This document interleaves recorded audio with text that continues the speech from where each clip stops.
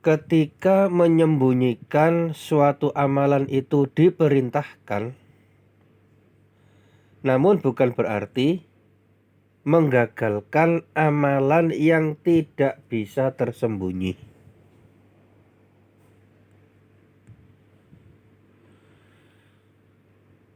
Bukan berarti malah tidak jadi melakukan amal soleh.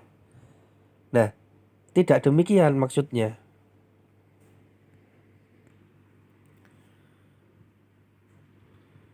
Misalkan saja ada orang yang senang sekali membaca Al-Quran.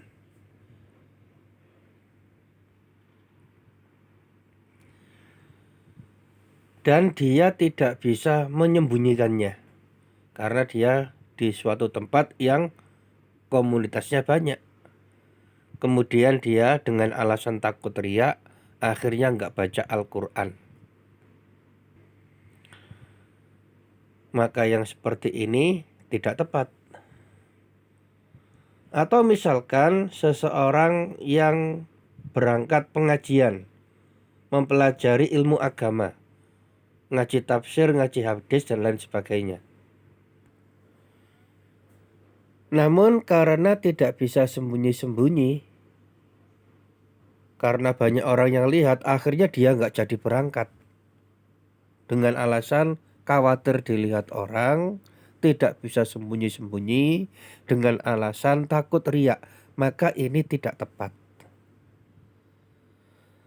Apalagi kalau sampai dijadikan meninggalkan yang wajib dengan alasan takut riya. Misalkan sholat Jumat, ada seorang laki-laki, kenapa Pak nggak sholat Jumat? Khawatir riya Mas, khawatir dipuji orang, saya ingin menjaga keikhlasan.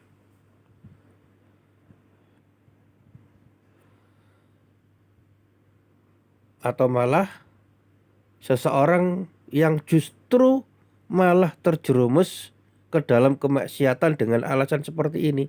Misalkan ada seorang wanita yang melepas jilbabnya, dia buka auratnya. Kemudian ditanya, kenapa Mbak kok buka aurat? Saya khawatir ndak ikhlas pakai kerudung.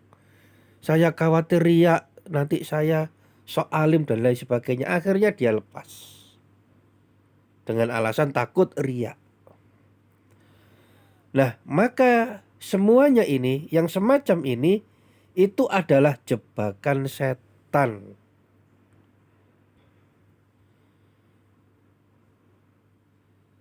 Terjerumus ke dalam tipu daya setan, yang mana setan itu ingin menghalang-halangi manusia dari amal soleh. Maka tidak boleh meninggalkan amal dengan alasan takut riya. Ini adalah tipu daya setan. Ingat, yang salah itu riyaknya, bukan amal solehnya.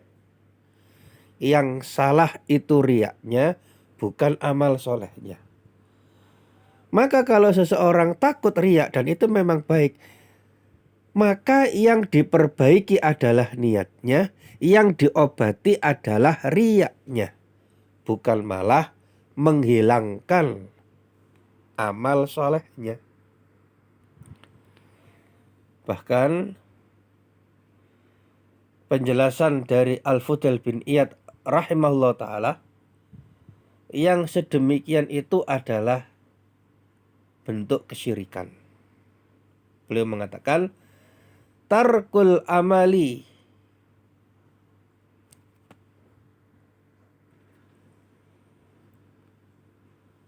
min ajalin nasiriyaun, meninggalkan amal soleh karena manusia itu adalah riya.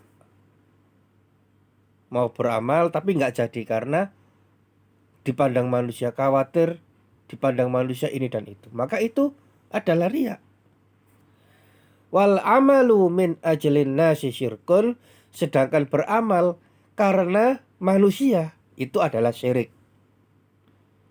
Ya, dan riya tadi itu juga termasuk salah satu jenis syirik.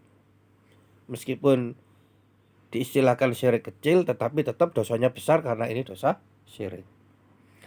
Wal ikhlasu ayyu'afiyakallahu minhuma, dan keikhlasan adalah apabila Allah menyelamatkanmu dari keduanya. Jadi orang yang ikhlas itu beramal karena Allah dan tidak menggagalkan amalnya gara-gara manusia. Semoga kita termasuk salah satu